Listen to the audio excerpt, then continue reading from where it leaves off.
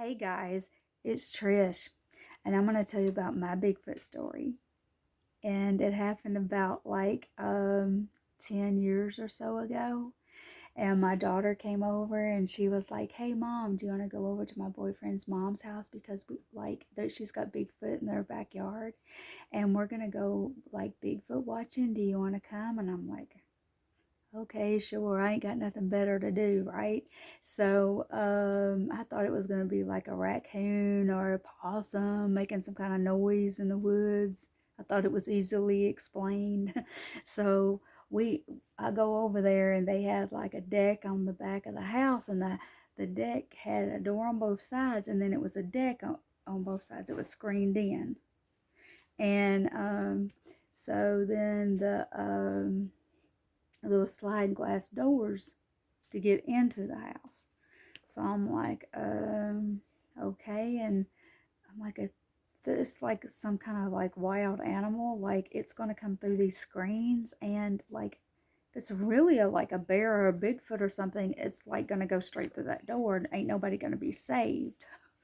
So, so we went outside and we were sitting out there and you could hear them like hollering. At least they said that's what it was, that holler thing was like a Bigfoot. It was just something I never heard before. So I was like, okay, that's weird. And then they're like, "Oh, I see a Bigfoot. I see a Bigfoot in the dark." And I'm like, "I don't see no Bigfoot, but okay." And then they was like, throwing pebbles where my daughter was sitting. It was hitting the 2x4 where she was sitting. And so I was like, okay, that's weird because it kept throwing the pebbles, but nothing really ever happened, and it really didn't come completely out of the woods into the yard. So I'm like, okay. And they said that the dog was friends with one of them. Weird. And said that, so the next day, when I came back, because they wanted to do it in the daytime because nothing happened that night. So I went back the next day. And we went in them woods. It was me, my daughter, and her boyfriend's mom. And she was going to take us a tour in the woods looking for them Bigfoot. Like, okay, okay.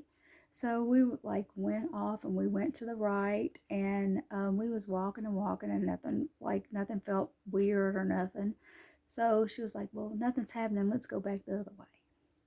So I'm like, "Okay, we can go back the other way." And then when we was going back the other way, we passed a Civil War trenches. There was two of them, and like this, and they went down like that.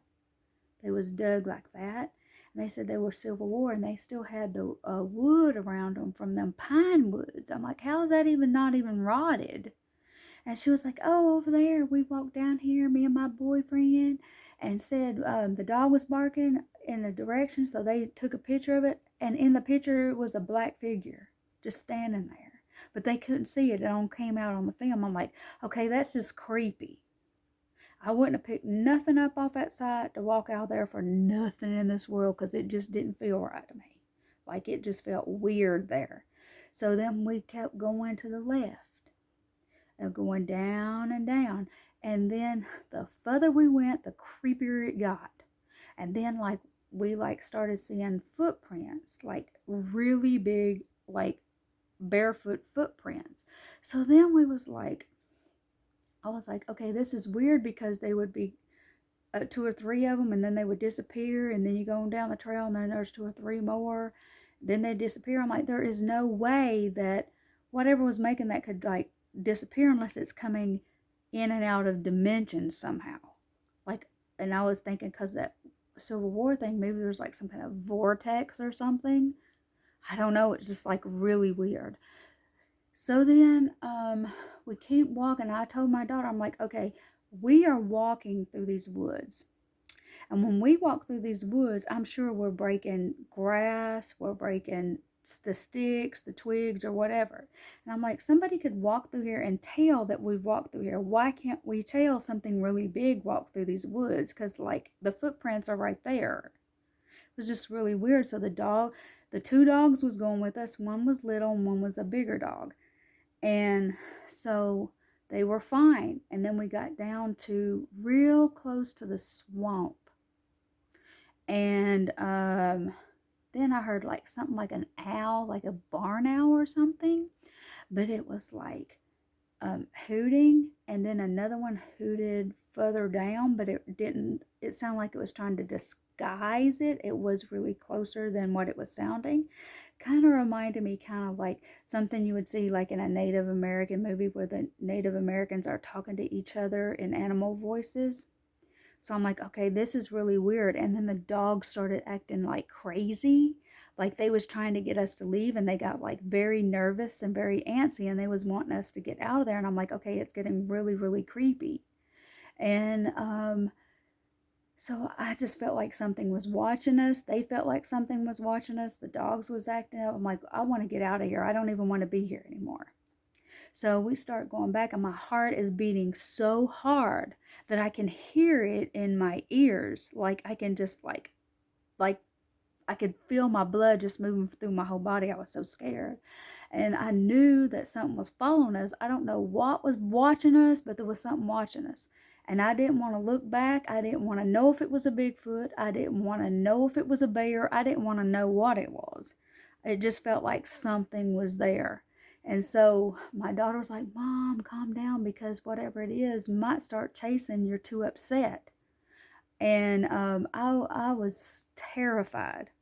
And I picked up the little dog, and I was in the middle. I was like, we got to get out of here. And because whatever was there, you could tell it did not want us there. I don't know what it was, but you could just feel the energy of it. And so we left out of there, and I thought we were never going to get back to that house. And it was terrifying. And when I got home, like the next week, I was hearing them things in the woods behind my house, like way far over, hollering. So I was like, them damn things done try to follow my ass home. And I gave it no attention. I'm like, hell no, I don't want to know about no Bigfoot. I don't want to know about it. And I don't want to be involved in it. I don't want it coming around my house. And so every time I heard it, I would ignore it. But the thing of it was, I was like asking myself, have I heard that noise and just didn't realize I heard that noise before? Because I was hearing it all the time. And then I had a rental house, and I was cleaning up in the back of the rental house, and a damn pine tree fell down, like the limb, and it was hanging in the vines, but it was dead. So every time I looked over my shoulder, it looked like a damn Bigfoot. And I would jump every time I looked over. Every few seconds I'd be jumping, and it just felt like something was watching me in my own little woods there. So when I got over to that and I was cleaning up the woods part, there was like two footprints side by side, two barefoot footprints, only they wasn't as big as what was over at his mom's house. They were just smaller, but they was still too big for like a human. But it looked like they was just standing like that, the two footprints, like something had been watching me just standing in that one spot. And I'm like, I don't know what the hell that was, but I personally felt like it was like some kind of interdimension thing where it could cross through back and forth just by me acknowledging it. And that was my feeling of it. So I had to not give it any attention, and it went away. That's my Bigfoot story. Bye, y'all.